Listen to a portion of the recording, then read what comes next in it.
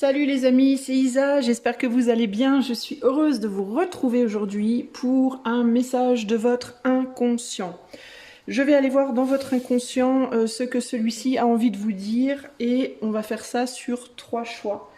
Pour faire ce tirage, je vais utiliser 2 jeux uniquement. Je vais utiliser l'oracle du paradis et de l'enfer et je vais utiliser également le William Blake Tarot.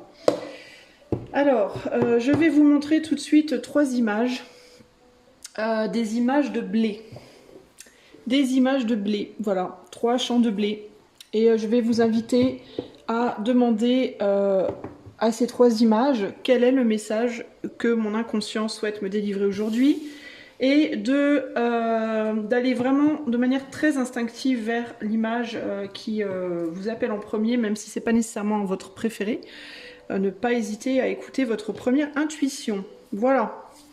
Alors, normalement, vous avez ces images devant vous. Et moi, je vais commencer tout de suite. Donc, groupe 1, groupe 2, groupe 3.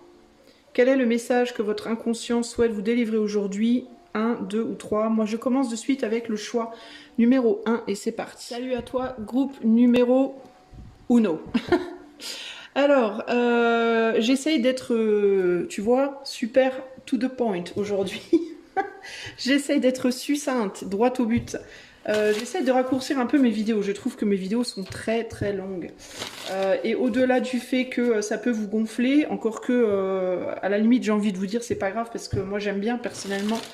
Si je les fais longues c'est que j'ai envie. Mais au-delà de ça, ça me pose des problèmes au niveau du chargement des vidéos.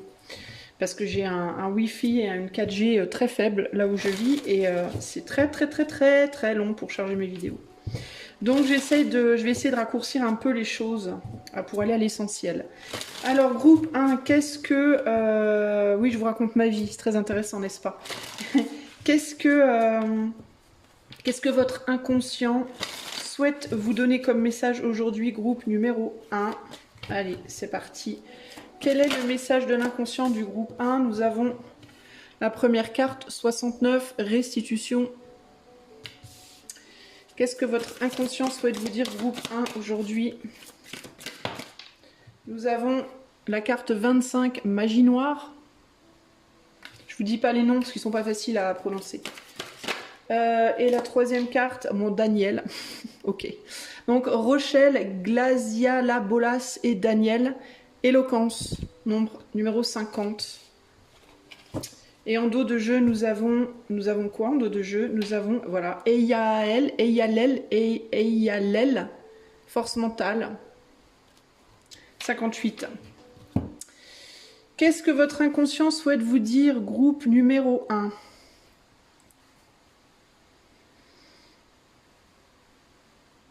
Alors, la première chose qui me vient, vous allez peut-être me dire, Isa, tu es tombée sur la tête. C'est qu'il faudrait que vous vous réappropriez. Est-ce que vous avez cherché à être trop parfait dans votre manière de vous comporter ou dans votre manière de communiquer, groupe numéro 1? Est-ce que vous essayez à tout prix d'être irréprochable dans votre manière de vous exprimer? Parce qu'avec restitution, magie noire, éloquence, il y a comme un...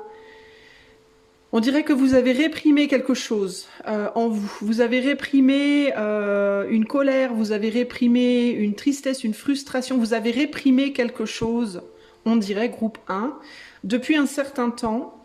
Des choses que vous aviez à dire, que vous ne dites pas au nom de la droiture, de la justesse, de la bienséance, de la bien-pensance, il faut pas qu'on me voie comme une vilaine personne qui pense des choses vilaines ou qui ressent des choses vilaines. Il faut pas qu'on me juge pour avoir dit ça ou fait ça. Enfin, il y a un côté très ici dans le contrôle de ce qu'on dit, de ce qu'on fait, au nom d'un paraître irréprochable. Voilà. Et on dirait que ça fait un moment que vous réprimez des choses en vous. Peut-être qu'il y a des personnes qui vous mettent en colère, que parfois vous aimeriez pouvoir dire « Vas-y, tu me casses les bonbons, barre-toi, ne me parle pas comme ça, je pense pas comme toi, etc. etc. » Mais que vous le faites pas parce que vous voulez paraître bien, vous voulez bien paraître. Pas nécessairement aux yeux des autres, mais à vos yeux à vous, j'entends. Hein. C'est pas nécessairement pour plaire à la galerie, hein. Ça peut dans certains cas, mais c'est pas vraiment ça que je ressens. Ici, je ressens plus une idée de je veux me plaire à moi-même en fait. Je pourrais pas me supporter si je me comportais de telle manière ou si je laissais vraiment paraître les choses que j'ai envie de laisser paraître. Là, on a magie noire ici, mais là, j'entends plus ma bête noire. Si je montrais un peu ma bête noire ou mes bêtes noires. Si je disais que j'aime pas manger telle chose, si je disais que j'aime pas telle musique, si je disais que je suis pas d'accord avec telle croyance, etc., eh ben on me jugerait. Voilà. Et je veux pas qu'on me juge, et surtout je me jugerais et je veux pas me juger. Donc votre inconscient ici peut vous dire il est peut-être temps d'arrêter cette... vous êtes en train de vous faire du mal en fait. Il est possible que vous soyez en train de vous faire du mal, groupe numéro 1. Ici, alors attendez, avant de regarder l'inverse, je vais regarder comme ça. On a quoi ici? Vivre de son intelligence et de gains illicites, sagesse spirituelle et amant des coups injustes. Ouais. Vous voulez pas... Vous voulez pas vous attirer des critiques. Vous voulez pas vous attirer des... Vous voulez pas vous attirer des critiques des autres. Je pense que vous... Et puis je sais pas pourquoi, mais il peut y avoir aussi une peur de se tromper qui n'est pas forcément fondée. Il peut y avoir une difficulté à... Alors, comment vous exprimer ça? C'est pas facile à exprimer. Mais par exemple, admettons... faut que je trouve un exemple. Vous écoutez de la musique classique depuis des années. Vous écoutez de la musique classique depuis des années, vous traînez avec des gens qui écoutent de la musique classique, mais en vérité, au fond de vous, vous aimez bien le métal. D'accord? Vous aimez bien le métal, mais vous le dites pas. Ou l'inverse, hein, ça peut être l'inverse. Hein. Mais vous le dites pas parce que vous vous dites que dans le milieu de la musique classique, le métal c'est vachement mal vu et vous avez peur que... c'est même pas question que vous avez peur d'être jugé, nécessairement par les autres, mais c'est plus que vous avez peur que si vous révéliez que vous aimez le métal, les autres pourraient venir essayer de vous contrer dans votre vérité. Et ce que vous avez peur, ce dont vous avez peur, je pense, c'est d'avoir du mal à trouver les arguments pour soutenir votre amour du métal. Parce que je pense que si vous aimez le métal, vous l'aimez instinctivement, vous l'aimez parce que voilà, parce que c'est juste comme ça, vous y pouvez rien, vous n'avez pas forcément les arguments pour expliquer le pourquoi du comment. Et vous avez peur que si soudainement vous dévoilez que vous aimez le métal, qu'il y ait quelqu'un qui vienne vous dire oui mais le métal ci, le métal ça, et puis le métal, puis tu te rends pas compte, puis gna gna gna, et que vous en face vous ayez pas les arguments et que vous vous retrouviez un peu comme un couillon ou une couillonne en mode mais je sais pas comment... expliquer en fait ça, et du coup, comme je saurais pas expliquer, je vais me sentir un peu nulle. Vous voyez? Donc c'est plus dans ces termes-là. C'est plus en mode j'ai peur que on vienne me contrer sur mon envie et que j'ai pas les arguments en fait. Pour expliquer pourquoi j'y tiens autant à cette envie. Ça peut être une envie que vous avez de voyager, ça peut être, je sais pas, des goûts que vous avez envie d'exprimer, une vérité que vous avez envie de dire. Voyez ce que je veux dire? Mais vous vous sentez peut-être pas suffisamment intellectuellement à la hauteur. Alors je dis pas que vous n'êtes pas intelligent, c'est pas ça du tout, hein. Mais vous pouvez vous sentir intellectuellement incapable de défendre vos opinions, vos goûts, vos envies, vos ambitions, je sais pas quoi. Et vous avez peur qu'on vienne vous challenger là-dessus. C'est ce qui ressort là, hein. Alors à vous de voir comment ça peut vous parler. Et ici, qu'est-ce qui me vient ici? Ouais, c'est ça, c'est vraiment cette idée de... vous pouvez du coup aussi avoir peur que, en vous retrouvant face à des personnes qui pourraient venir vous challenger sur le pourquoi vous pensez comme ça, ou pourquoi vous êtes comme ça, ou pourquoi vous dites ça, etc. Ben que le fait que vous n'ayez pas les arguments, ben, ça vous fasse vous remettre en question vous-même. Vous voyez?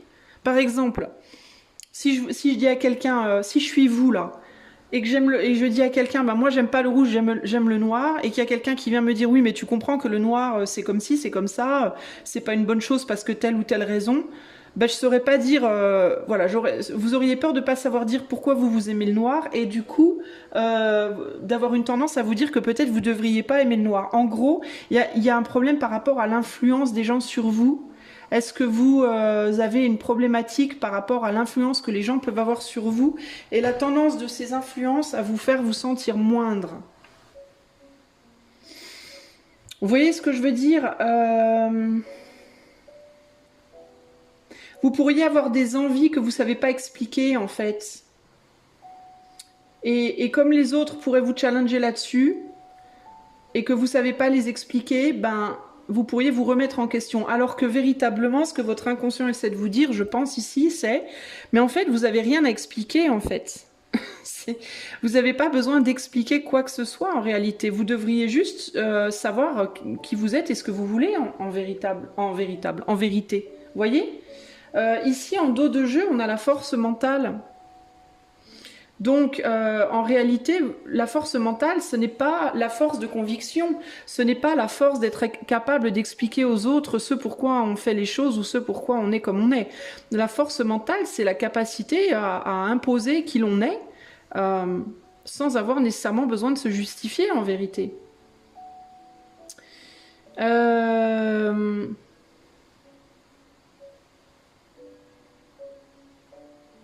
Ouais, vous avez une tendance à vous remettre en question quand les gens autour de vous se détournent de vous, ou se détournent de vos croyances, ou les challenge, ou s'en détournent. Ça vous commencez à vous dire à ce moment-là, est-ce que je me trompe? Mais en fait, non, vous vous trompez pas. Vous vous trompez pas. Vous avez le droit d'être ce que vous êtes, de penser ce que vous pensez, de ressentir ce que vous ressentez. Et il faut peut-être éviter de mesurer ça à l'approbation que vous avez des gens autour de vous. Parce que si vous faites ça, vous ferez jamais rien.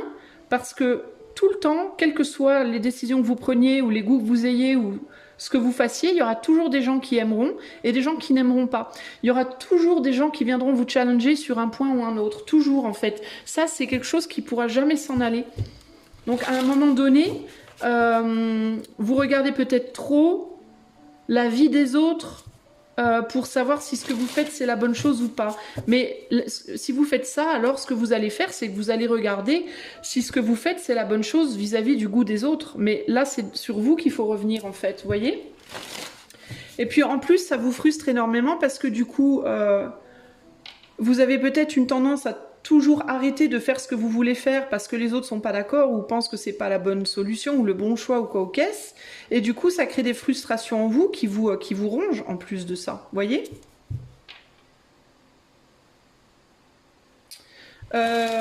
Du coup,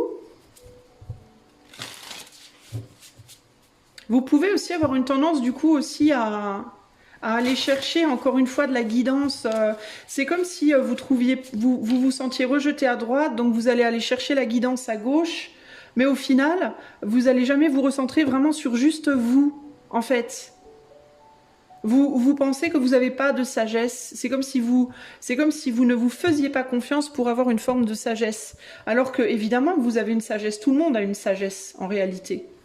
C'est juste qu'il y a des gens qui arrivent à la montrer, leur sagesse, puis il y en a d'autres qui n'y arrivent pas. Mais en gros, on vous dit, il ne faut pas avoir peur d'être qui vous êtes, groupe 1. Vous voyez? Qu'est-ce que l'inconscient du groupe 1 veut dire au groupe 1? On a la femme de poésie. Ouais, vous êtes dans la comparaison. Et l'homme de peinture. Ouais, mais c'est exactement ça. Vous attendez qu'on vienne vous peindre. Regardez ça. Vous êtes comme une toile et vous attendez qu'on vienne vous peindre. Voilà, je suis là, fais de moi ce que tu voudras. Mais là, on vous dit, mais enfin, c'est à vous de vous peindre, en fait. C'est pas aux autres de le faire. Vous voyez? Est-ce que, à moins que ce soit ce que vous vouliez être, peut-être que c'est comme ça que vous voulez être. Alors, si c'est comme ça que vous voulez être, ma foi, faites. Vous voyez? Et là, on a religion ici, en dos de jeu, qui est donc le pape. Le pape qui dit quoi? Le pape, c'est montre ta sagesse, montre tes capacités. La femme de poésie, c'est la reine de bâton. Et l'homme de peinture, c'est le roi de coupe. Donc, vous avez des désirs d'être aimé et d'aimer. D'être aimé par les autres, mais aussi d'aimer les autres, d'être aimé par des situations de vie et d'aimer des situations de vie, je sais pas. Il y a le désir peut-être d'être avec une certaine personne, le désir de faire un certain métier, le désir de se projeter comme on a envie de se projeter, le désir peut-être aussi de se projeter comme une figure de référence, mais on le fait pas. Et regardez ce qu'on a derrière. Je ne peux pas. 8 d'épée, 8 de science. Je ne peux pas. En fait, vous avez envie de montrer de quoi vous êtes capable, mais vous ne le faites pas, et parce que vous remettez en question dès qu'on vous dit quoi que ce soit. Dès qu'on vous fait la moindre critique, automatiquement vous remettez en question ce que vous savez ou ce que vous pensez savoir.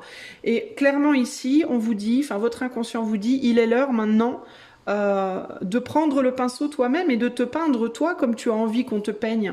Ou alors, tu peux choisir de laisser les autres te peindre comme eux ont envie de te peindre, mais dans ce cas-là, il faut jamais te plaindre. Dans ce cas-là, il faut accepter ton rôle de toile blanche. En fait, tu as le choix ici, ok? Tu peux décider d'être la toile blanche que n'importe qui va peindre, qui va te laisser peindre par les autres, ou alors, tu peux choisir d'être la toile ou le pinceau ou le peintre. Mais il faut que tu prennes tes responsabilités. Ça implique une prise de responsabilité, dans les deux cas. La responsabilité de la toile blanche, c'est d'accepter que, puisque je suis une toile blanche, j'accepte sans broncher qu'on peigne sur moi ce que l'on veut. Mais dans ce cas, il ne faut pas que je me plaigne. Ok ? Le rôle du peintre, c'est, eh bien moi, je décide d'aller peindre les toiles blanches autour de moi. Voilà, je décide d'aller... chercher d'aller convaincre les autres de mes visions des choses, de ce que je veux faire, de ce que je suis, etc. etc.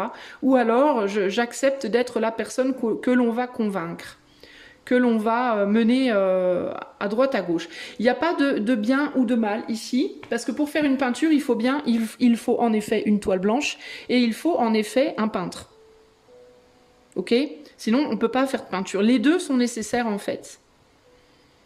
Donc c'est à toi de choisir ta place, et une fois que tu as choisi ta place, ben, il faut t'y tenir, il faut que tu l'assumes.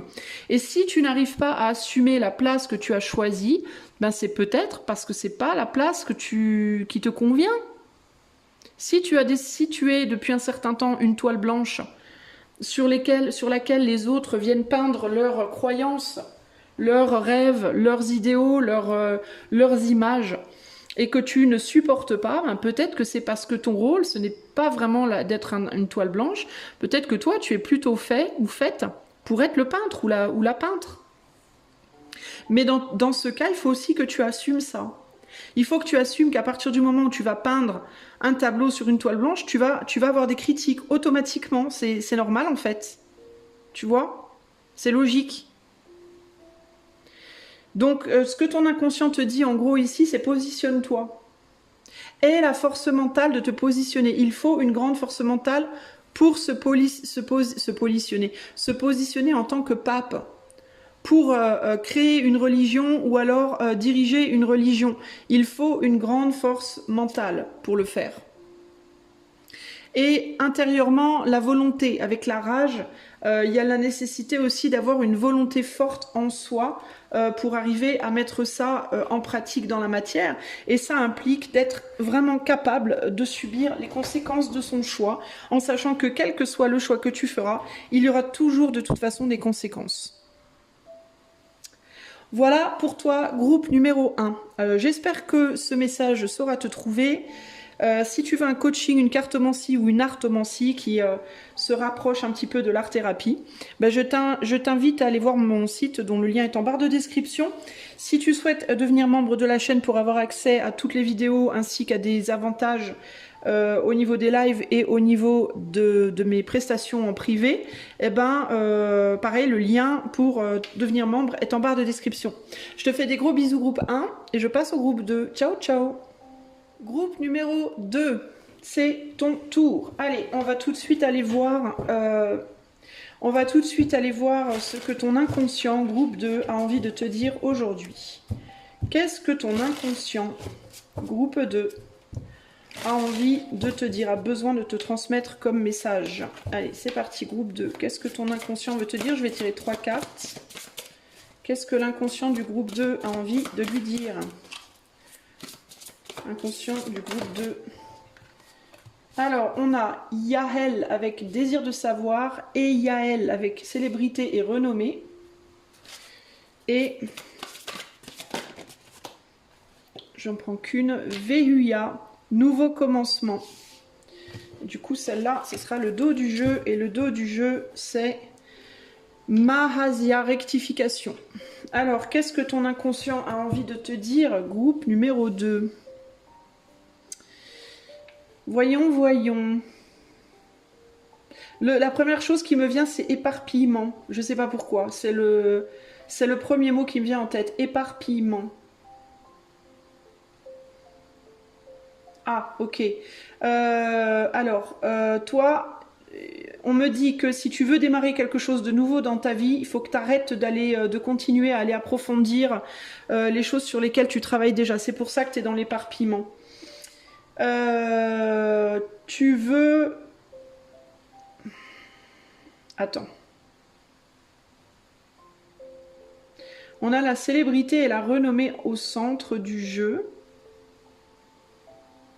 Attends, j'essaie de comprendre ce qu'on me dit. Hein. Mais on dirait que tu es partagé, que tu es tiraillé entre deux situations.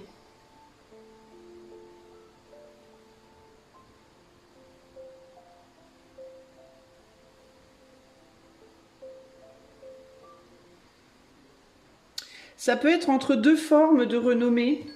Oups, désolé pour la sonnerie. Est-ce que tu es partagé entre deux formes de reconnaissance, toi?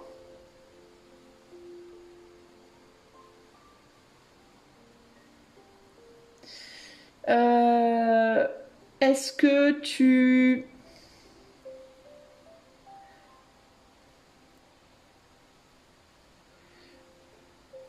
J'essaie de comprendre, hein, j'ai du mal à capter le message. C'est comme si tu voulais quelque chose de nouveau, tu veux démarrer quelque chose de nouveau pour avoir peut-être une forme de reconnaissance ou de renommée dans ta vie. Mais on dirait que tu en as déjà une d'une certaine manière. Mais qu'elle n'est pas... Elle n'est pas à la hauteur de tes attentes, de ce que tu attendais, ou alors, c'est quoi l'histoire là? Qu'est-ce qu'on a en dos? Colère, voyage et périple en mer, je lis l'inverse, hein, et dissension relationnelle.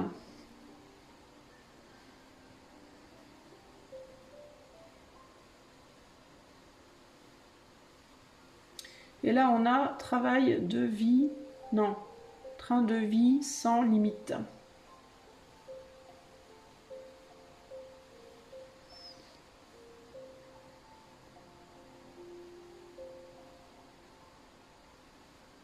En gros, tu veux un nouveau départ, mais tu veux pas lâcher ton passé, toi. Et tu veux pas lâcher ton passé, pourquoi? Parce que tu veux pas perdre une forme de renommée, une forme de reconnaissance, une forme de...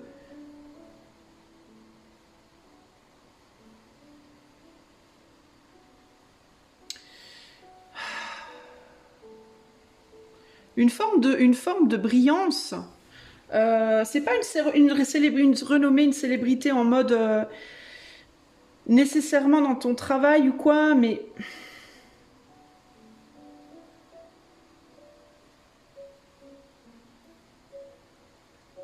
est-ce que tu cherches à rectifier quelque chose de ton passé aussi? Est-ce que tu cherches à rectifier des erreurs passées par rapport à ce que tu fais présentement, dans ce que tu fais, dans ta manière d'agir présentement? Alors je ne sais pas ce que ça concerne. Est-ce que c'est le travail? Est-ce que c'est la famille? Est-ce que c'est l'amour? Est-ce que discernement, action, lâche, rectification?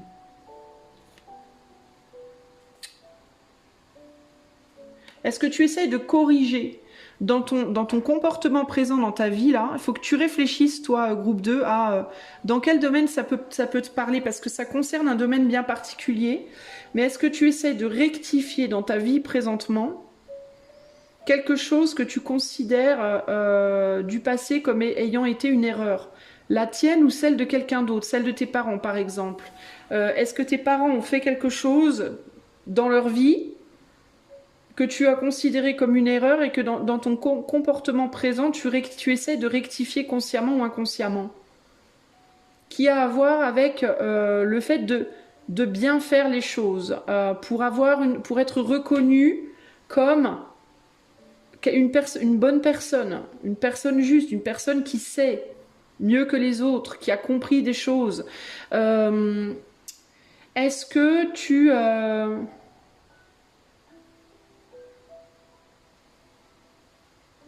Parce que tu vois, on dirait que tu es en train de faire un travail présentement.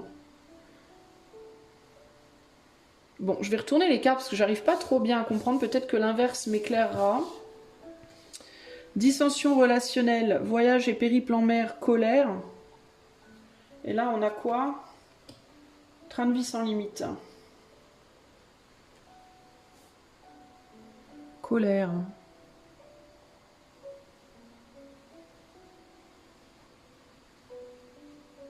T'as peur de regretter aussi. Il me vient l'idée que tu peux avoir peur de regretter. Que si tu prends un nouveau départ dans ta vie, t'as peur de regretter quelque chose.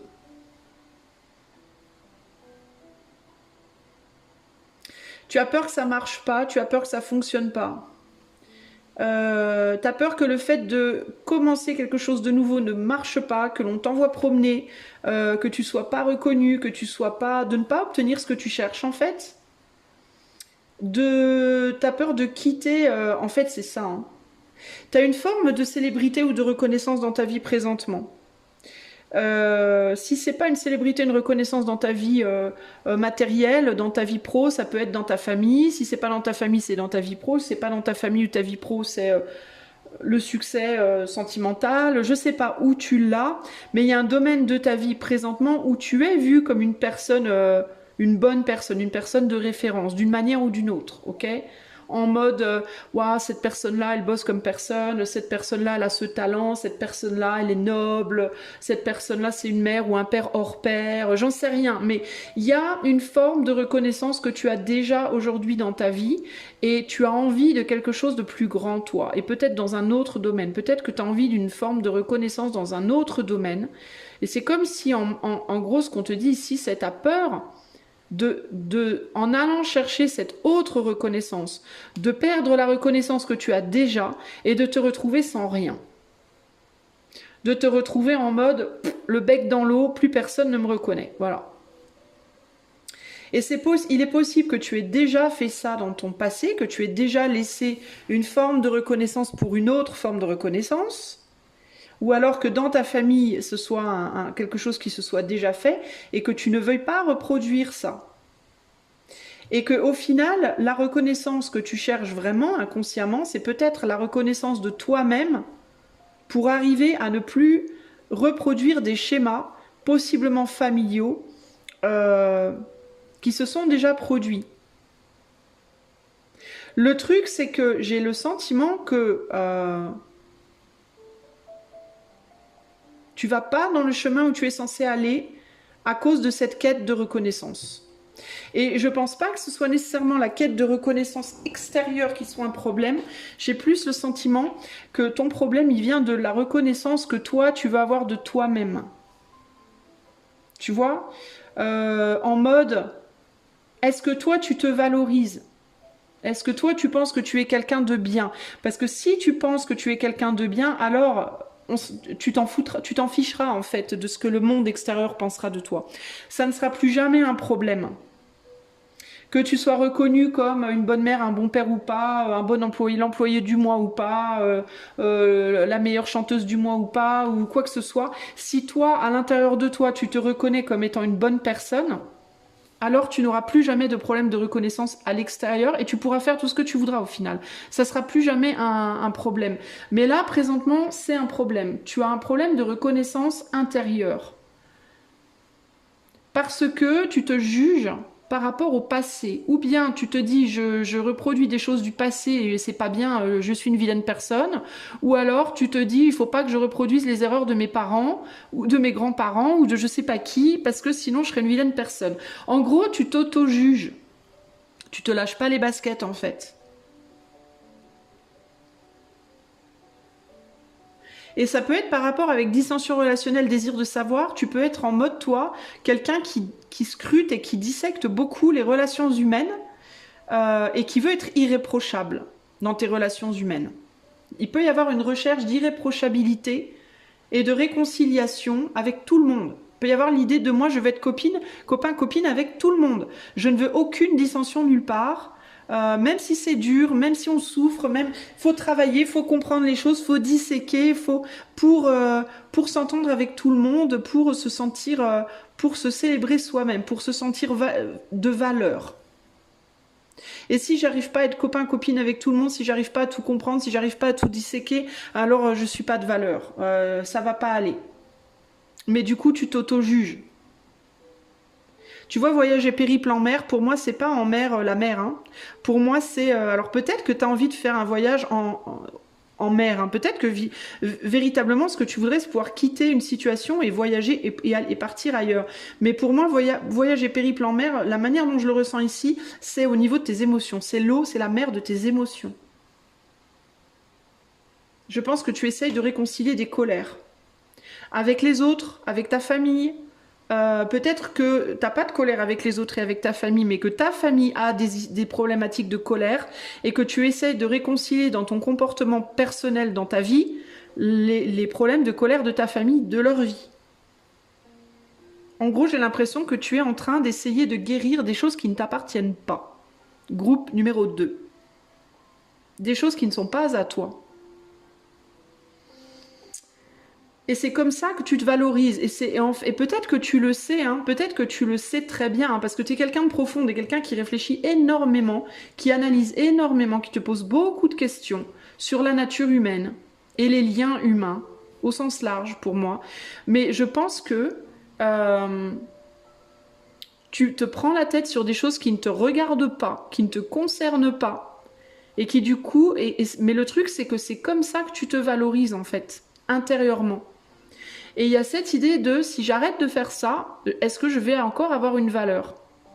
Est-ce que je vais être capable de trouver une valeur en faisant autrement, en allant ailleurs, en faisant autre chose? Peut-être que c'est par rapport à un travail. Hein. Si tu travailles dans un métier qui concerne beaucoup le mental, le psyché ou l'ésotérisme, hein, pourquoi pas? Parce que ça aussi, mine de rien, c'est une étude du relationnel beaucoup. Peut-être que tu as peur de lâcher ça pour aller faire autre chose. Parce que peut-être tu as peur de perdre une valeur, de perdre un savoir, parce qu'on avait le désir de savoir. Mais le truc, c'est que tu as envie de savoir d'autres choses aussi, quoi. Il y a un nouveau commencement qui t'appelle en plus, hein. Il y a des nouvelles choses qui t'appellent, mais tu as peur d'y aller. Tu as peur d'y aller parce qu'encore une fois, ce qui t'empêche, c'est ce besoin de reconnaissance. Voilà.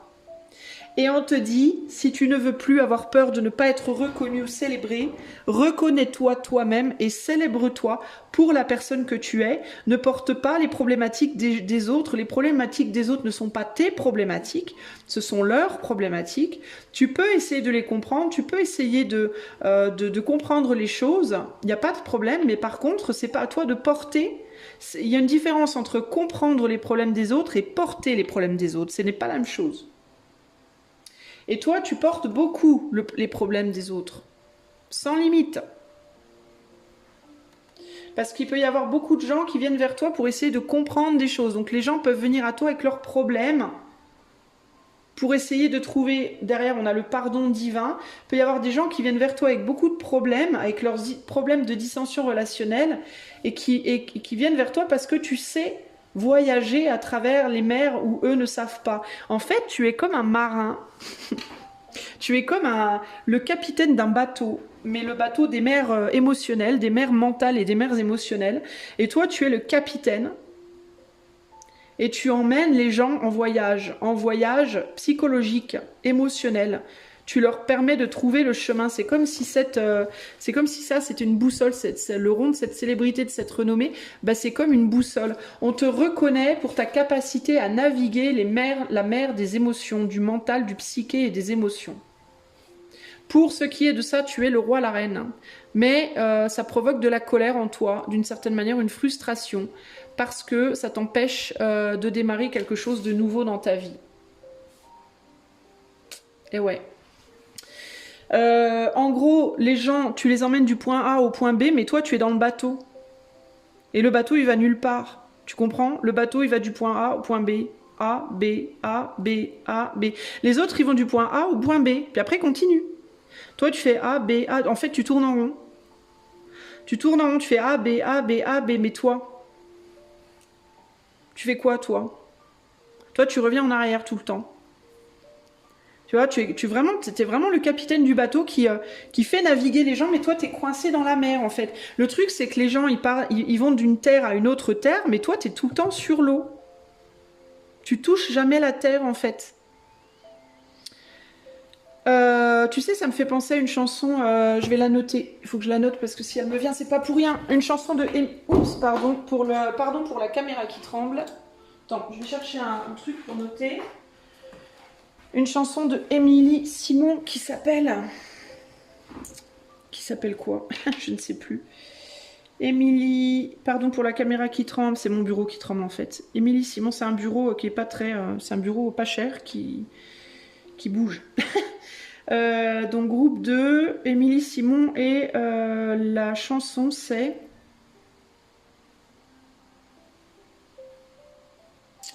Vue d'ici. Et je t'invite, je vais te la mettre, je te la mettrai en dessous de la minuterie. Et je t'invite à aller l'écouter parce que ça me fait vraiment penser à ça. Vraiment beaucoup. Et en fait, toi, mon ami du groupe 2, ben, t'as envie d'aller, je pense que tu as envie de revenir à la Terre. Mais ce qui te perturbe, c'est que tu vas perdre ton statut de capitaine. En tout cas, tu as peur de ne pas être capable dans la Terre, sur Terre, de retrouver un statut comme celui que tu as sur la mer. Pour autant, tu te sens plus très bien au milieu de l'eau parce que tu as l'impression que tu ne bouges pas. Alors, qu'est-ce qu'on veut te dire par rapport à ça, groupe numéro 2? Qu'est-ce que l'inconscient du groupe 2 veut lui dire? Attends, je vais...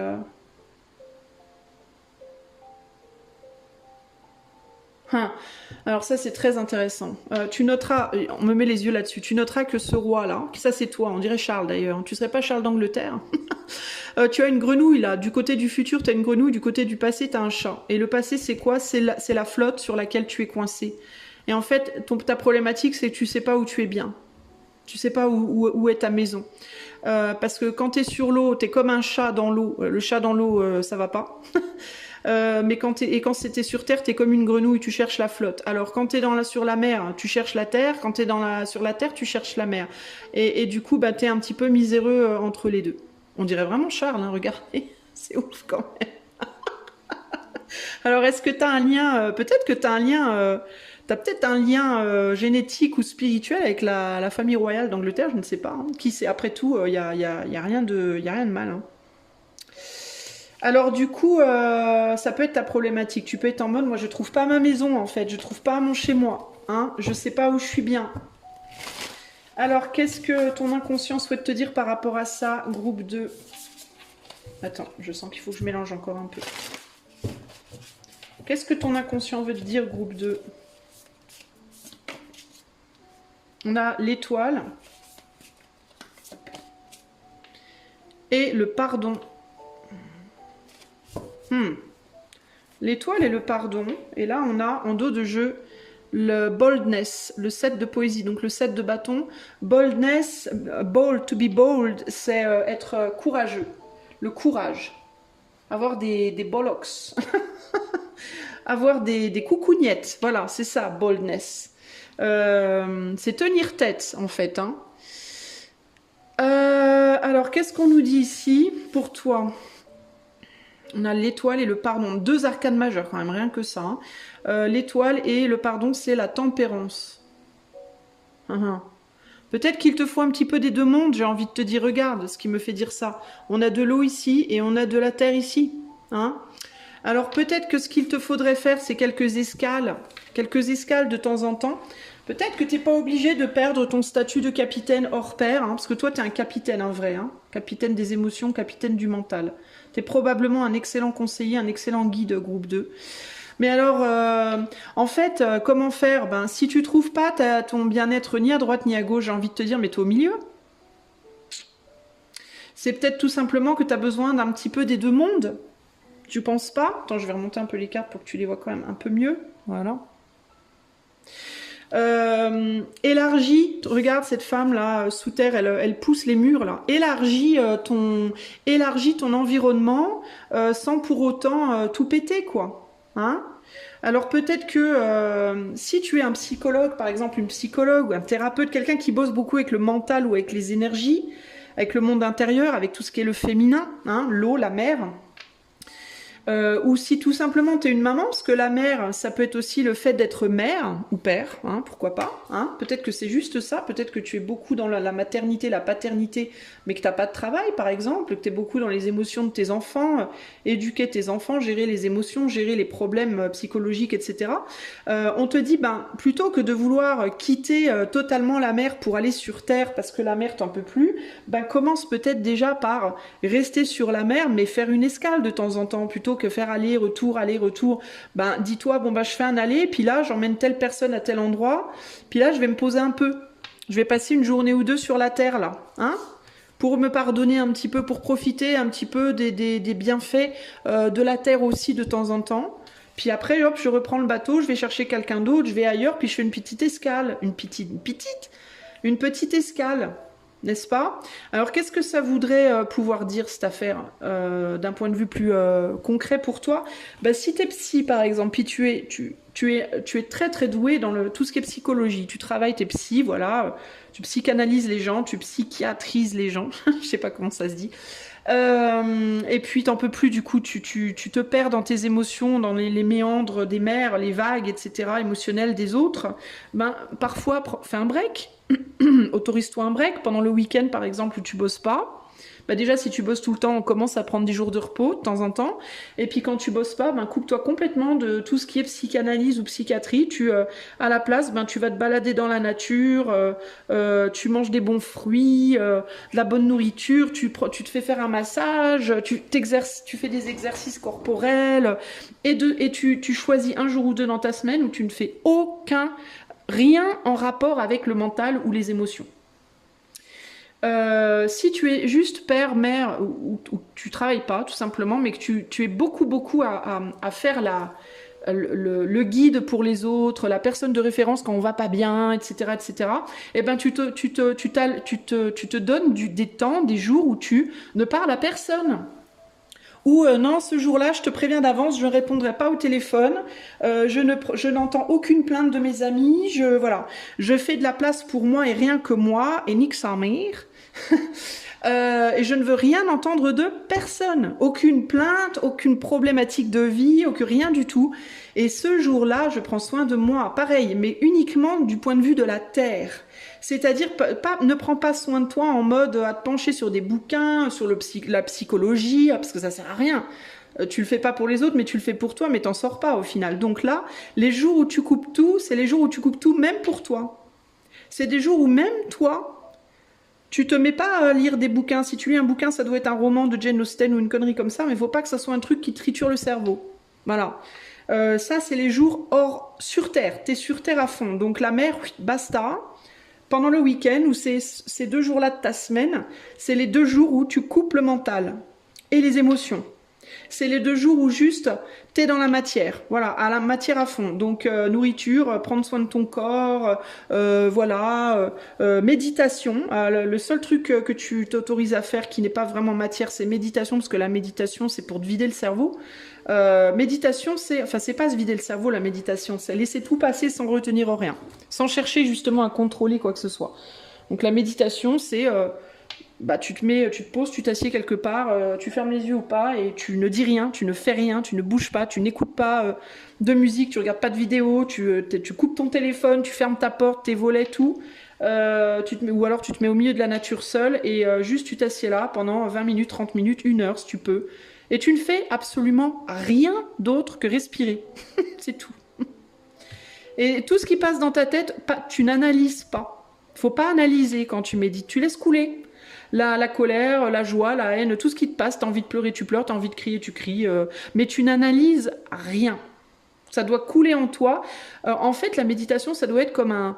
Si tu penses que tu es un tuyau entre l'éther et la terre, ce qui vient de la terre remonte vers l'éther et ce qui vient de l'éther descend dans la terre, et ben en fait, quand tu médites, tu dois être un tuyau et tu dois ouvrir toutes les vannes et ne rien contrôler, parce que toutes les informations qui passent en toi, ça doit être comme de l'eau qui coule dans ton tuyau et qui nettoie l'intérieur du tuyau. À partir du moment où tu vas vouloir contrôler ce que tu penses, tu vas fermer des portes, des vannes, et ça va pas nettoyer en fait. Ça va garder en toi des saletés. Donc la méditation, en fait, c'est comme un nettoyage, comme une vidange. Voilà, la méditation, c'est une vidange. Ok, ça vidange tout ce qu'il y a en toi qui doit couler, qui doit être évacué. Mais pour que ça fonctionne, tu ne dois y mettre aucune fermeture. Toutes tes portes doivent être grandes ouvertes en fait. Il ne doit y avoir aucun contrôle sur ce qui te traverse en termes d'émotions, de pensée. Il faut que ça coule en fait. Ok ? Et à part la méditation, soins corporels, sport, marche dans la nature, reconnexion à la nature, jardinage, cuisine, jeux de société avec ses gamins, voilà, on est très dans la matière. Si tu as envie de te faire plaisir, t'acheter un truc, c'est le jour où le faire. Voilà, tout ce qui est matériel, ça doit être le jour de la matière. Voilà, c'est le jour de la terre, de la matière, on a bien les pieds sur terre, on coupe les émotions, on coupe le mental, on médite éventuellement, et puis le reste, que matière. Ça doit être un jour ou deux. Moi, j'aurais tendance à te dire 2, parce que toi, tu es vraiment à fond dans l'eau. Donc, j'aurais tendance à te dire 2 jours au moins où tu coupes. Et alors, s'il y a quelqu'un qui a dit « J'ai besoin de toi », non, désolé, tu reviens mardi, là c'est lundi, c'est fermé. Si tu veux, on va boire un coup. Si tu veux, on rigole ensemble. Mais par contre, ne me parle pas de tes problèmes. Ne vide pas tes émotions sur moi. C'est pas le jour. Aujourd'hui, c'est moi, c'est la terre. Je suis pas en mer aujourd'hui. Je suis off. Le capitaine est en repos. Le bateau est à quai. Voilà. Voilà. Toi, vraiment, c'est un gros besoin que tu as. C'est ce que ton inconscient te dit. C'est comme ça que tu vas réussir à retrouver ton bonheur et ta force pour lutter dans la vie, pour lutter, pour avancer aussi, parce que tu as besoin d'équilibrer en fait les choses. Il y a un besoin d'équilibrer les choses. Au niveau du relationnel aussi. Ce que j'entends avec ces 2 cartes-là, tu vois comme elle fait de l'espace autour d'elle, et qu'elle garde ses mains ouvertes en mode les murs doivent rester où ils sont, faut surtout pas que ça se rapetisse, parce que si ça se rapetisse, ça va écraser des choses qui sont importantes pour moi, peut-être mes enfants, peut-être ce que je fais, mes études, etc. Il faut qu'il y ait de l'espace. Et là, on voit dans la carte du pardon et de la tempérance qu'il y a 5 personnages, 6, 7 même, 8, 9 même, plus les animaux, mais on voit qu'il y a beaucoup d'air qui passe entre chaque personnage. Personne n'est collé à l'autre. Ok ? Pourquoi elle est si douce, cette carte ? Parce qu'il y a de l'air qui circule. Il y a de la distance. On n'est pas collés les uns aux autres. On n'est pas en paquet comme ça, comme un gros rocher. On n'est pas collés. Donc il y a un besoin de distance. Il y a un besoin de prendre de la distance, d'aérer. Peut-être d'aération, peut-être d'un lieu aussi. Peut-être que toi aussi, il faut que tu t'aères. Que tu sortes prendre l'air. T'es peut-être beaucoup trop chez toi, beaucoup trop dans tes études, le nez dans tes bouquins, le nez dans les études, le nez dans ton travail. Et dehors, il y a plein de choses qui t'attendent, mais tu ne les vois pas parce que tu es enfermé. Tu es peut-être trop collé avec certaines personnes, peut-être ton amoureux, tes enfants, tes parents, tes collègues. Et là, on te dit, waouh, sors, va t'amuser, va boire un verre, va manger un petit truc, profite de la nature, prends l'air, prends le soleil. Respire. Là, il y a vraiment l'idée de respirer, quoi. Hein. Vraiment, hein, très très fort dans ces 2 cartes. Hein. Il y a un gros besoin, toi, de respirer comme ça. Hein. Sans te culpabiliser avec le pardon, là. Hein. Tu peux avoir une tendance à te culpabiliser quand tu n'es pas au travail, te culpabiliser quand tu n'es pas avec tes enfants, quand tu n'es pas avec ton autre, quand tu n'es pas au boulot, quand tu n'es pas... Tu te culpabilises peut-être. On te dit, mais pardonne-toi, en fait, t'en as besoin. Parce que si tu continues comme ça, tu vas étouffer. Tu vas te perdre aussi, toi. Tu n'auras même plus la notion de où est la Terre au bout d'un moment, tu vois? Tu vas plus savoir qui tu es et où tu es. Reprends ta couronne, te dit Charles. Et cette carte-là, la poésie, c'est le 7 de... Et le courage! Et le courage! Regarde, derrière, on a fin de 6. Fin de 6, c'est les plaisirs, le fun. 7 de musique, 7 de bâton. Alors, c'est le 7 de pentacle, j'ai confondu.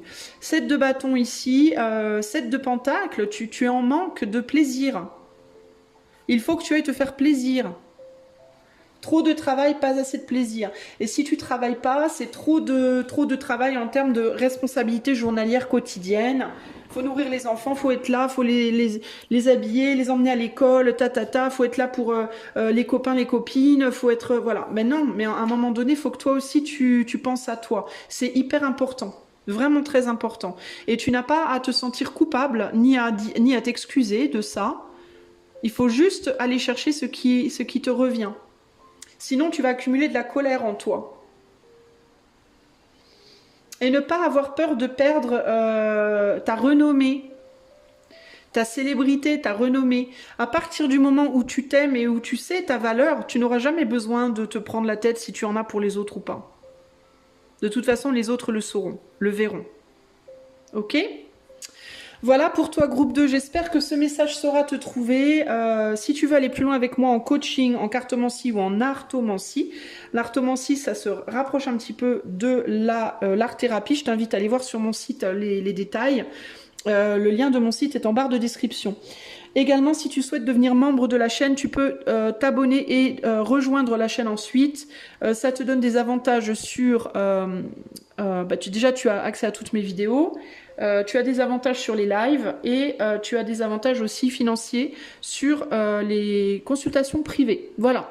Je vous fais des gros bisous, les amis, et je vous dis à bientôt pour de nouvelles aventures. Je passe au choix 3. Ciao, ciao! Choix numéro 3. Hello! Allez, c'est parti. On va tout de suite aller voir, mon ami du groupe 3, ce que ton inconscient souhaite te dire aujourd'hui. Groupe numéro 3. Qu'est-ce que ton inconscient souhaite te dire aujourd'hui, groupe numéro 3? Allez. Qu'est-ce que ton inconscient souhaite te dire, groupe 3? Alors, on a deux cartes. On a Shavakya, réconciliation, et Seiya, longévité. Qu'est-ce que ton inconscient souhaite te dire, groupe numéro 3? Oh. Yael, désir de savoir. Et là, nous avons Vehuya, nouveau commencement. Toi, peux te sentir rejeté, groupe 3. C'est la première chose qui me vient là comme ça. Il peut y avoir une idée de un sentiment de rejet. Donc, je vais les laisser comme ça. Non, je vais les mettre là pour le moment pour que tu les vois un peu mieux. Tu peux zoomer sur ton écran si tu es sur tablette ou sur téléphone. Alors, il y a une idée un sentiment de rejet. Toi, il y a quelque chose, tu te sens rejeté de quelque chose ou de quelqu'un et tu penses qu'il faudrait que tu avances, que tu lâches l'affaire et que tu avances, mais tu n'arrives pas à le faire. Tu n'arrives pas à le faire parce que tu as un sentiment de rater quelque chose. Dans certains cas, tu ne veux pas quitter une situation parce que ça fait longtemps qu'elle existe. Et tu voudrais absolument que quelque chose puisse se réparer. C'est une situation... alors je suis désolée, je vais pas mal bouger. Tu vas peut-être entendre ma voix un peu loin, proche, mais c'est parce que j'ai un lumbago. En fait, j'ai très très mal au dos depuis 2 jours et j'arrive pas à trouver une position confortable, donc pardonne-moi. Mais en gros...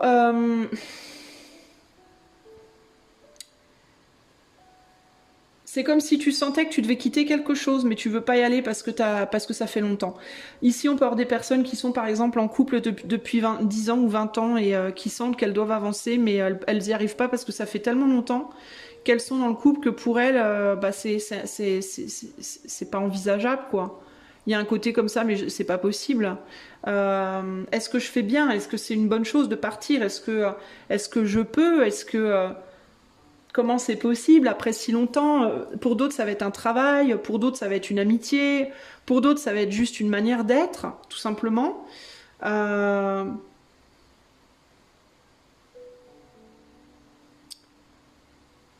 Et il peut y avoir une problématique liée à votre propre âge, groupe 3. J'ai envie de vous dire, la question qui me vient pour vous, c'est est-ce que c'est... qu'est-ce qui vous fait le plus peur? Est-ce que c'est l'âge de la relation, l'âge du contrat, l'âge de la situation, ou est-ce que c'est votre âge à vous qui vous fait peur? Parce que moi, j'ai la sensation que c'est comme s'il y avait un parallèle entre la longévité de la relation, la longévité du job, la longévité de la situation qui vous perturbe et votre âge, votre longévité.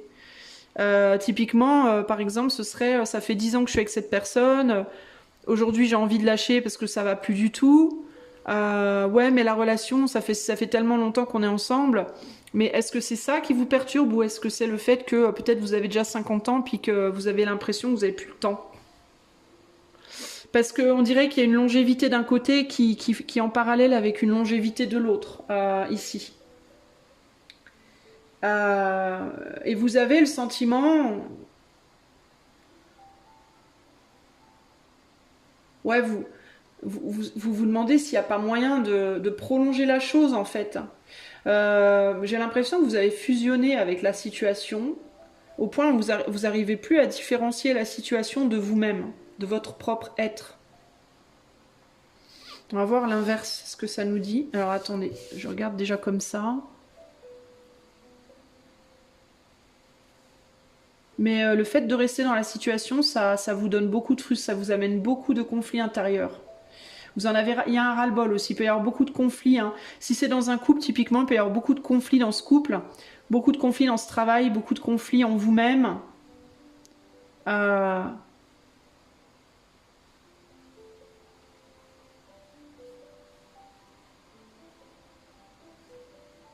Et puis il peut y avoir une idée ici de je recule et je reviens, je repars et je reviens, je repars et je reviens.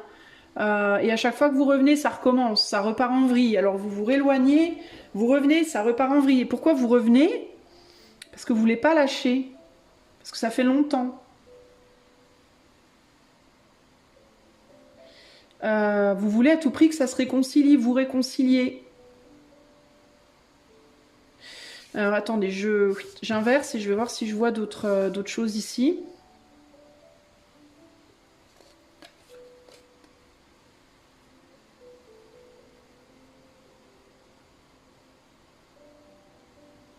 Ouais, il y a l'idée que pour vous, cette dissension, cette séparation, c'est catastrophique pour vous. C'est catastrophique parce que ça fait longtemps. Parce que ça fait longtemps que ça dure. C'est ça je pense, qui vous embête. Néanmoins, il y a une envie quand même de lâcher. Il y a beaucoup de conflits familiaux et de colère là. Et il y a une envie quand même de rendre à l'autre sa colère. Ses problèmes. Il y a quelqu'un qui vous donne sa colère, qui vous donne ses problèmes. Et puis, il peut y avoir aussi ici, dans certains cas, sur le plan relationnel, des personnes qui attendent, si vous êtes en couple, votre autre peut avoir beaucoup de colère envers vous et vous donner beaucoup de colère, ou de la colère envers elle, ou je sais pas.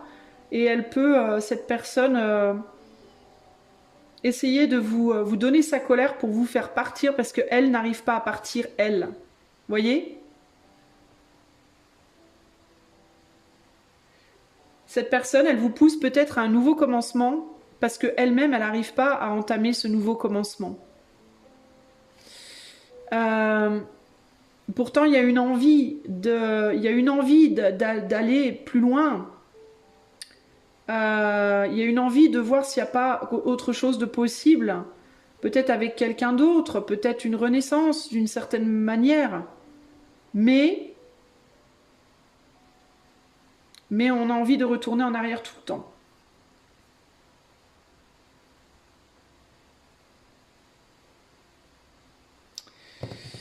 Et on se reproche énormément de choses ici. J'ai la sensation que si c'est par rapport à un couple, on se reproche beaucoup de choses. Les deux reprochent à l'autre. Et j'ai comme la sensation que les deux reprochent à l'autre pardon, ça a grincé, mais j'ai pas pété, hein, c'est ma chaise. Une chaise en bois, désolée. L'un reproche à l'autre une incapacité de prendre un nouveau départ, en fait. J'ai l'impression que les deux personnes aimeraient bien pouvoir prendre un nouveau départ, en réalité. Mais que les deux reprochent à l'autre ce qu'ils ne sont pas capables de faire pour eux-mêmes, en fait. C'est comme si les deux se faisaient payer mutuellement une incapacité d'aller voir ailleurs parce qu'on veut pas prendre le risque de foutre en l'air une relation qui est là depuis un certain temps. On a la longévité quand même ici. Hein. Y a quand même une grosse histoire de longévité ici. Mais du coup, je sais pas si c'est vraiment... Moi, j'ai l'impression que c'est surtout... la peur du temps qui reste pour recréer quelque chose de nouveau. Ça fait peur. J'essaye de voir s'il y a autre chose qui me vient, mais là, je vois pas trop, là, comme ça. Je vois pas trop grand-chose de plus.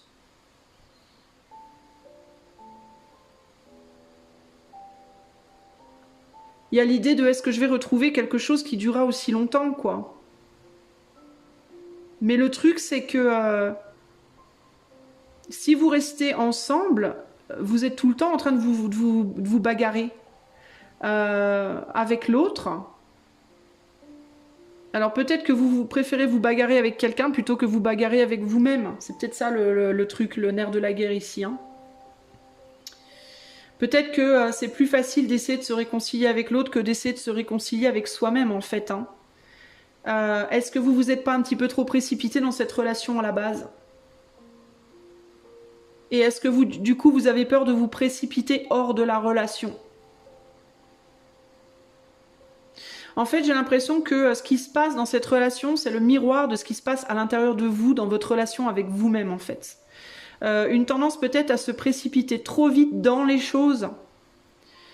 Et du coup, après, une peur de se précipiter trop vite hors des choses.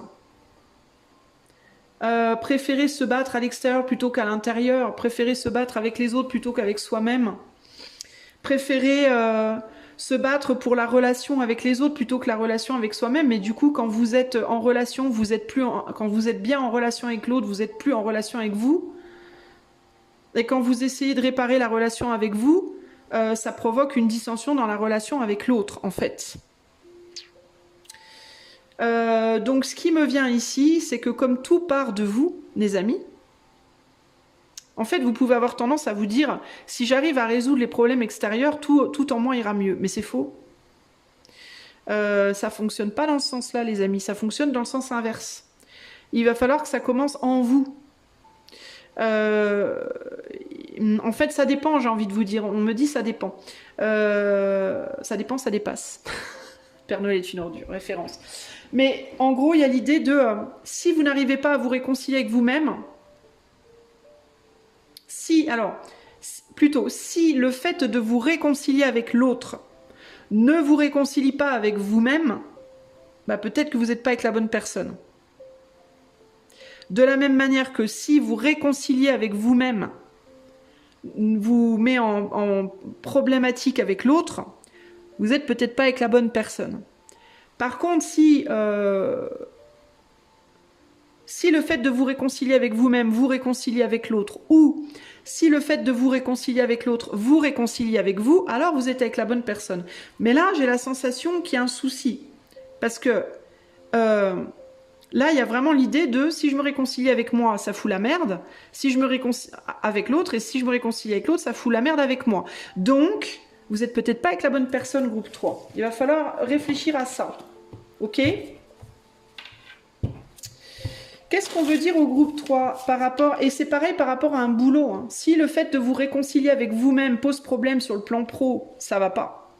Si le fait de vous réconcilier avec votre travail, ça pose problème à l'intérieur de vous, ça va pas non plus. En fait, il doit y avoir une harmonie, quoi, vous voyez? Le fait d'être vous ne doit pas vouloir dire que au boulot ça va plus. Ça veut dire que vous n'êtes pas dans le bon boulot.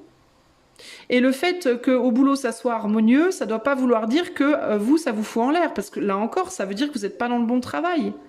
Vous devez être en harmonie avec votre environnement. Ça ne doit pas être le sacrifice de l'un au bénéfice de l'autre. On est d'accord, parce que là, on est dans une dualité, on est dans un rapport de force, on n'est pas dans quelque chose d'harmonieux du tout. On est dans une situation où il faut constamment se battre, qui peut être extrêmement épuisante. Voyez? Et je pense que vous avez envie d'aller voir justement s'il n'y a pas moyen de faire autrement. Mais pour aller voir s'il n'y a pas moyen de faire autrement ou de trouver autre chose, il faut d'abord oser sortir de ça. Et vous êtes enfermé là-dedans parce que je pense que ça fait longtemps que vous y êtes, dans ce schéma-là, d'essayer de réconcilier un côté et l'autre se barre en vrille, alors on réconcilie ce qui est en vrille, puis du coup ça se déréconcilie de l'autre côté. Ça, je pense que ça fait tellement longtemps que vous êtes dans ce combat que vous avez peut-être, je vous disais tout à l'heure, vous avez presque fusionné avec le truc et vous savez peut-être même plus qui vous êtes à ce stade.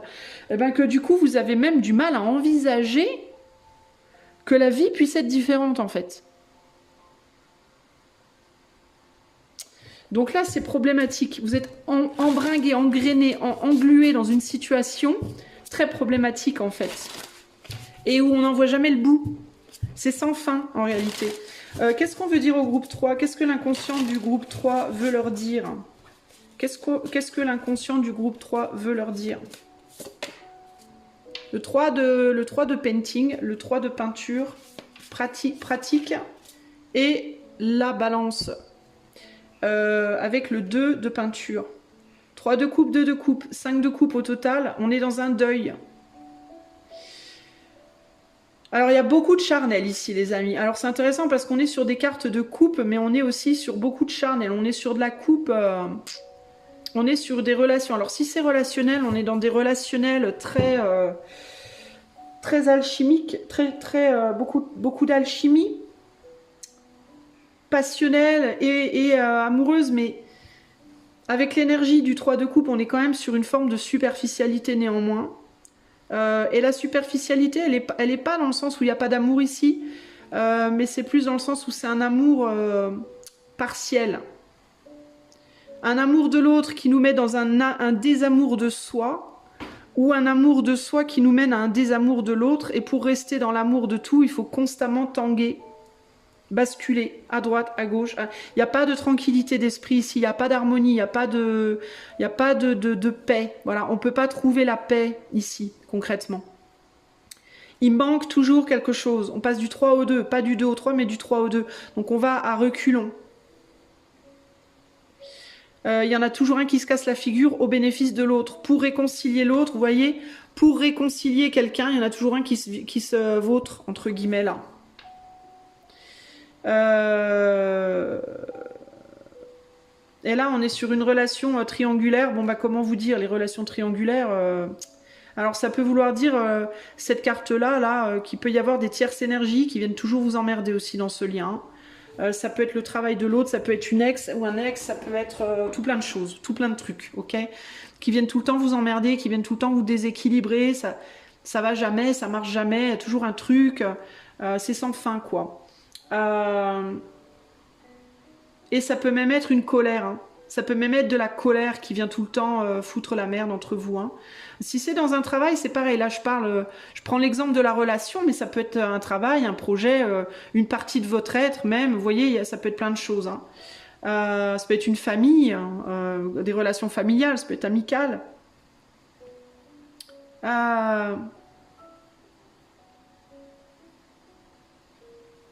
y a un besoin de trouver l'équilibre ici avec practice, balance, pratique l'équilibre.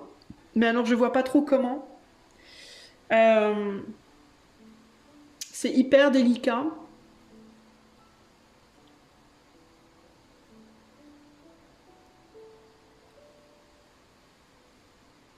Moi, j'entends plus un truc du style rend à César ce qui appartient à César ici. J'ai l'impression que cette personne-là, c'est celle-là, là. Et que les deux personnes-là, c'est les deux-là. Et c'est comme s'il y avait l'idée d'à un moment donné, il y en a un qui doit sortir de l'image. Il y en a un qui doit sortir de l'image et qui doit rendre les autres l'un à l'autre, en fait. Il y a quelque chose qui doit sortir de l'histoire, là. Mais alors, je sais pas trop ce que ça peut être. Il y a un élément perturbateur qui doit sortir de l'histoire. Euh,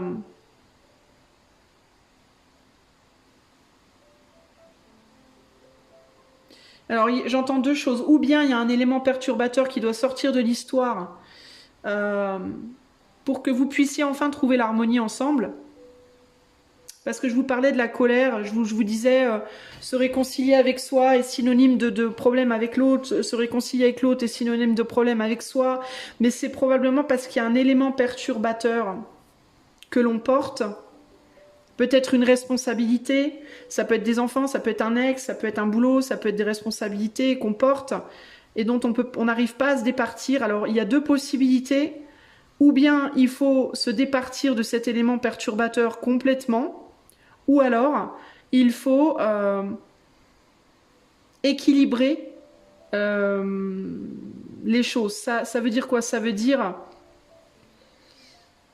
beaucoup mieux, comment dire, cadrer les choses de manière beaucoup plus claire. Par exemple, des enfants. Comment je peux vous expliquer ça? Faut que je vous trouve un exemple, moi. Un boulot, on va dire un boulot qui est prenant. Voilà, il y en a un des deux qui a un boulot qui est grave prenant, qui veut pas lâcher son boulot parce que ce serait un trop grand manque, mais qui veut pas non plus lâcher son autre. Voilà, donc comment faire? Ça crée tout le temps des problèmes. Ben, ou bien il faut lâcher le boulot, ou alors il faut lâcher la relation, ou alors il faut beaucoup mieux cadrer les choses au niveau du boulot. C'est-à-dire, bah écoute, à partir d'aujourd'hui, je passerai 4 jours au boulot, où je serai complètement au boulot, et on n'y aura pas de communication entre nous. Et quand je ne serai pas au boulot, ça sera que toi et moi, et je n'aurai aucune communication avec mon boulot. Voilà, mettre des limites extrêmement claires. Pour que l'un ne vienne plus empiéter sur l'autre, pour que la relation n'influence pas le travail et que le travail n'influence pas la relation. Vous voyez, il y a un côté comme ça, un truc en mode les choses doivent être extrêmement claires. Et quand on est dans l'un, l'autre ne doit absolument pas entrer en ligne de compte. Quand on est dans l'autre, l'un ne doit absolument pas rentrer en ligne de compte. Il doit y avoir l'idée de, par exemple, si c'est une histoire de tierce, ici, quand je suis avec cette personne-là, je suis bien, mais en même temps, celle-là me manque. Quand je suis avec celle-là, je suis bien, mais celle-là me manque. Et bien, dans ce cas, ou bien on en lâche une, complètement, ou alors, ou les deux, ou alors on délimite clairement les rôles. Voilà, c'est le lundi, mardi, mercredi, c'est toi, le reste de la semaine, c'est toi, basta, je veux plus rien entendre. Voilà. En gros, c'est ça l'idée. C'est ou bien on met des limites extrêmement fermes et extrêmement claires pour que les œufs et le blanc et le jaune ne se mélangent pas, entre guillemets. Ou alors, on vire le blanc, on vire le jaune, ou on vire tout l'œuf. Voilà. Et on part sur quelque chose de radicalement différent. Mais en gros, il faut mettre ici une grande organisation, faire des deuils, oui, en effet, de manière radicale ou de manière partielle, pour que l'équilibre puisse être retrouvé. Et pour pouvoir savoir quelle sorte de deuil, de limite mettre, bah, il faut vous connaître. Il faut savoir qu'est-ce que vous voulez vraiment, qu'est-ce que vous pouvez encaisser ou pas. Qu'est-ce que l'autre veut vraiment, qu'est-ce que l'autre peut encaisser ou pas. Par exemple, si lui il dit bah moi la moitié de la semaine je suis avec elle et l'autre moitié avec elle, mais si elle dit bah moi je suis pas d'accord, bah dans ce cas-là ça va pas être possible. Faut même pas essayer et ça marchera pas. Et si elles disent, bah moi je voudrais que tu sois, nous on voudrait que tu sois la moitié de la semaine avec moi, la moitié de la semaine, mais que lui il n'est pas d'accord, mais ça marchera jamais. Vous voyez? Donc il faut que tout le monde soit d'accord sur les conditions. Donc il y a un vrai besoin, d'où la pratique. Hein.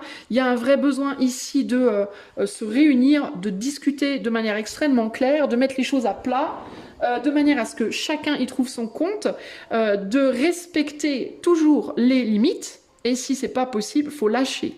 Parce que vous allez vous torturer tout le temps. En gros, c'est ça l'idée. Ok ? Et ça va créer tout le temps beaucoup de colère. Et vous allez vous balancer la colère à droite, à gauche. C'est sans fin, quoi. Qu'est-ce qu'on a en dos de jeu ici, d'ailleurs? J'ai même pas regardé. On a le... C'est quoi? La femme de science. Ben voilà. La reine d'épée. C'est ça. Ouais, c'est ça. Plutôt que de regarder de manière très terre à terre les choses, il va falloir les voir de beaucoup plus haut en fait. Il va falloir prendre bah, regardez, lui, il se met vachement plus haut que ce couple-là.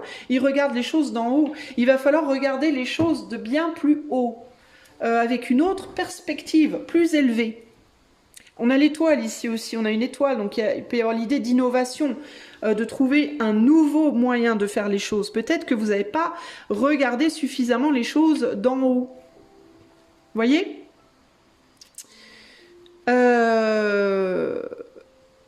Parce que là, c'est vraiment ça, hein. Il y a vraiment l'idée de moi, je regarde en bas, ouais, mais moi, je regarde vachement plus haut que toi, quoi. Alors peut-être aussi que dans vos manières de voir les choses, vous n'êtes pas du tout alignés, les gars, hein.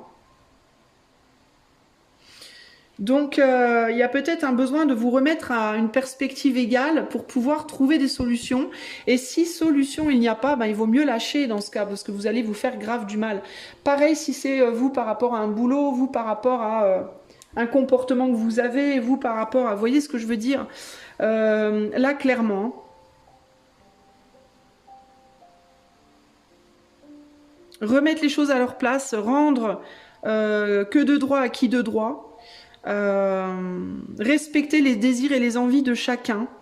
Et si ces désirs et ces envies ne sont pas communes, alors il faut arrêter. Ou alors, vous créez des sas. Ce sas-là, c'est pour tes désirs à toi. Ce sas-là, c'est pour mes désirs à moi. Et entre les deux, on met une limite franche. Voilà. C'est ça que j'entends pour vous, là, le groupe 3. Si vous voulez que cette situation, elle perdure, on a besoin de discuter, de se remettre à niveau, de montrer à l'autre sa perspective, mais aussi de comprendre celle de l'autre, et de mettre des limites extrêmement claires que l'on respectera à la lettre. Le moindre dérapage ici peut tout foutre en l'air, clairement. Et si ça ne fonctionne pas, si vous n'y arrivez pas, il faut dans ce cas faire un deuil, les amis, probablement. Et vous donner la possibilité d'aller chercher une personne, un boulot, une situation qui sera beaucoup plus en accord et en harmonie avec la personne que vous êtes. Voilà. Sinon, ça va être des sacrifices perpétuels. Vous allez constamment devoir souffrir pour l'autre ou la situation souffrira pour vous ou l'autre souffrira pour vous. C'est sans fin sinon. Ok ? Voilà, groupe 3, ce que je peux vous dire. J'espère que cela vous aidera. Si vous voulez aller plus loin avec moi, vous pouvez demander un coaching, une cartomancie ou une artomancie par le lien de mon site qui est en barre de description. Si vous voulez devenir membre de la chaîne, vous pouvez vous abonner à la chaîne, ensuite la rejoindre avec le bouton rejoindre sur la page d'accueil.